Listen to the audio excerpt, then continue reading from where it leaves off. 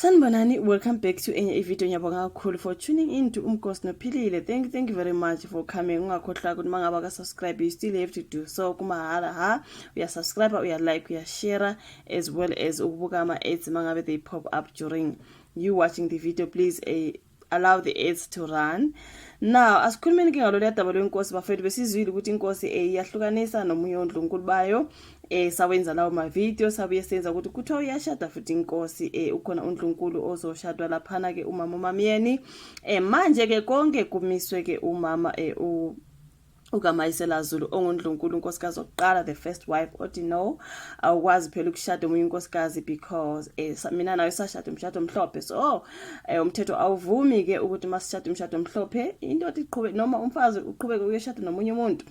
Njengowasazi ukuthi isilo ke sinesithembo sinamakhosikazi amathathu. So kusho ukuthi ke si divorce ke uNdlunkulu oqala onguyena futhi la kumele athole khona ipermission to marry another wives. Now uNdlunkulu njengoba ke divorce ube kunyawo phansi uthi akukho mshado walutho awuzukushada umuntu ngingavumanga mina. Sasizwile amahebezi ukuthi uhambe wayo lobolana noMamyeni uNdlunkulu engazi. Sabona lapha izindaba zitrenda kuthiwa uthi uzwe naye ka social media umama uNdlunkulu ukuthi indoda iyashada akazi lutho akatshelwa ngalutho. Esitorini engisenze ngaphambili ngibone la kubhalwe khona ukuthi uthe uma ekhuluma nesilo esibuza ukuthi kanti unkosikazi omshadayo isilo sithi ayi akukho unkosikazi engimshadayo.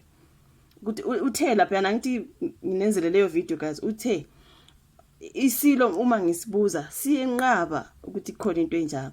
So isilo masinqaba ukuthi siyashada sinqaba kuNdlunkulu, uNdlunkulu yazi ukuthi akhomvazo oshadwayo. There is a whole lot in that story. Ingakho bafethu mina ngiza nama video nama update sizoxoxa ngakho. So ngibona futhi bebhalile kolunye udaba bathi basebumnyameni ngomgcaco wesilo ovinjwa nguNdlunkulu. Uvimbile phela uthi yena akukunamshado walutho ozokwenzeka lana nguNdlunkulu. Asiye kusuthi uNdlunkulu kaZulu kayikazi noma ke isalungisa iNdlunkulu kaZulu kayikazi noma isalungiswa yini imithombo yokuvubela ke kuhlelelwa umgcaco wesilo omisizulu sinqobile kaZulu ithini okufanele ube ekupheleni kwenyanga njengoba ke kunesicelo esifakwe enkantolo nguNdlunkulu Ntokozo kaMayisela Zulu sokuba umiswe lo mshado. Na ioffice lesilo lithe lisandlinde indlulamithi yamakhosi ukuba isho ukuthi kusazoya ngamagama enkehli yini ngomchanguzo kaNdlunkulu uMayeni.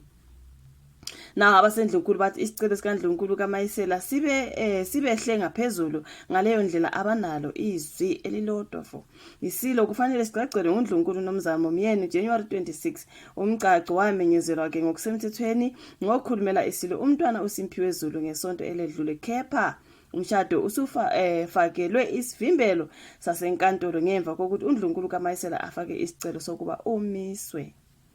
Remember phela she calls the shots. She calls the shots. So engadivorce kanjani ubaba ebeshada ngapha ebesala ethi hayi angishadi umuntu. Wathi umama bekunyawo lami phansi ngithi akukho namshado walutho. Kuzima bafowethu laphana angazi emaphepheni awafake enkantolo ke enkulu eMgungundlovu. uNdlunkulu kaMayisela uthe imbube ayinalo ilungelo lokuthatha umunye uNdlunkulu ngoba yashada umshado omhlophe naye. uNdlunkulu kaMayisela uthe njengoba beshada umshado omhlophe umthetho awuvumi ukuthi omunye wabo aphinde ashade omunye umuntu. Na ukaMayisela nembube bashada umshado omhlophe ngo2021 enquthu ethintwa ke iphepha. Umntwana uSimphiwe uthe abazi ukuthi uzoqhubeka yini umgcaco njengoba ke kuhleliwe. Lolu daba luthinta abantu ababili luphakathi kukaNdlunkulu kaMayisela neNgonyama. Silinde ukuthi kube yibona bashoyo ukuthi kuzokwenzekalani njengoba ke isimo sinje. iNgonyama ibingakasho lutho ngakho ke asazi ukuthi kuzokwenzakalani.